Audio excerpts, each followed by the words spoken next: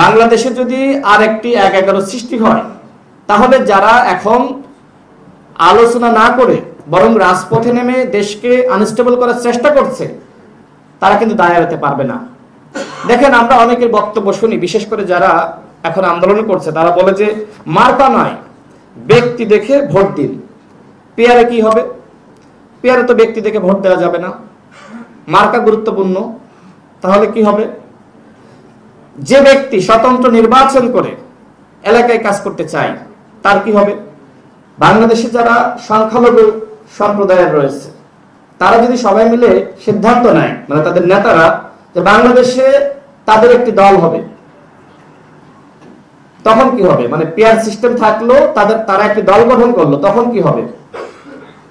Plus পাহাড়িরা বা ক্ষুদ্র নৃগোষ্ঠী বা আদিবাসী, তারা যদি মনে করে যে আমরা একটি দল গঠন করব, তখন কি হবে? বা এদেশে ইসলামিক দলগুলো রয়েছে, তারা যদি দাবি করে আমরাই শুধুমাত্র মুসলিমদের প্রতিনিধিত্ব করি, অর্থাৎ এই পেয়ারের মাধ্যমে বাংলাদেশে আরেকটি জাতিগত বিদ্বেষ, জাতিগত দাঙ্গা এবং ধর্মীয় বিভাজন বা দাঙ্গা লাগার সম্ভাবনা রয়েছে।